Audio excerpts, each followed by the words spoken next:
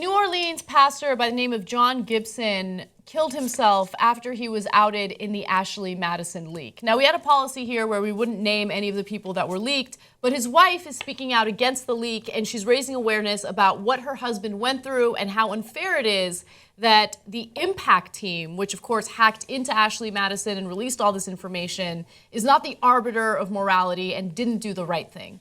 So apparently John Gibson was a pastor who was very helpful within his community, but he did struggle with depression and also a sex addiction.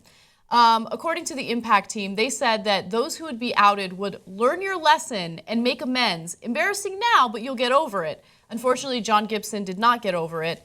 His wife, Christi, said the following: "I know they view my husband and all these other people as a commodity and not as people. He struggled with addiction and with depression, and those were two things that he couldn't, as much as he was willing to help other people and do for other people, he couldn't conceive that somebody would help him and do it for him in that kind of situation. The shame of this really was just more than what he could take."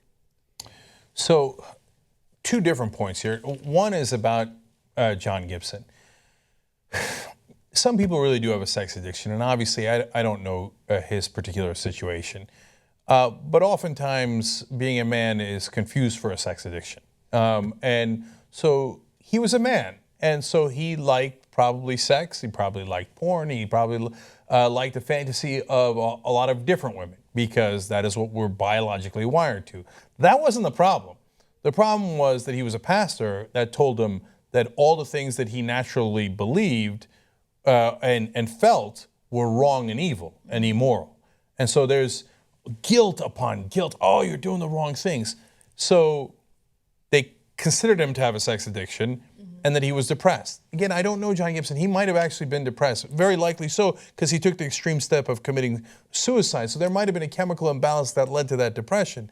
But if your whole life, your doctrine that you live your life around tells you you're a bad person, you're a bad person, you're a bad person for having the most normal human urges, well, that might also get you depressed. Yeah, you start to genuinely believe that you yourself are a bad person, right? And again, we don't know what his situation was, but the point that I want to make about this is, again, no one knows the lives of all these people that were included in this leak. You don't know what their relationships are like. You don't know what kind of, depression issues they might have, what kind of addiction issues they might have, whatever. It doesn't even matter. It's none of your business. It's not up to you to get involved in their personal lives and out them publicly so they can be ridiculed by others.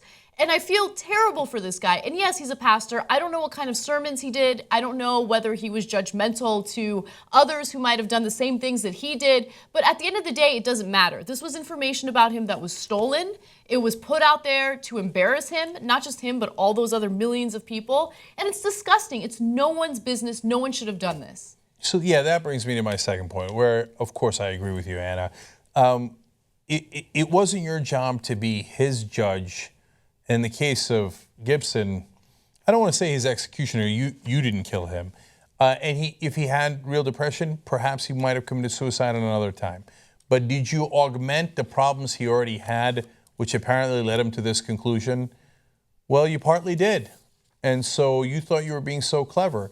But you don't know their stories, and including how their wives were going to react. I mean, throughout the statement that they made in their release, they kept talking about like, well, you had it coming and we're going to let everybody know about it. But apparently his wife already knew, and she was trying to help him. And instead, now she's going to be alone the rest of her life. She lost the man that she loves, that she was so wonderful and understanding towards, as far as we know, right? And it's evidenced by her statement after his death, right? And now you've given her inconsolable grief. I hope you're happy and feel so self-righteous. Oh, we got him. So ironically, those 2 points wind up being the same point. Two different belief systems predicated on the idea that they have better morals than other people, and then they could judge other people's lives. And it both leads to a disastrous result, which is that, hey, you're not the judge of us. So don't tell us what we can and can't do. And don't go make yourself, the lord of all these people by revealing their private information. It was a disgusting thing to do. And unfortunately, this is probably only one of many examples and many stories we'll hear like this going forward.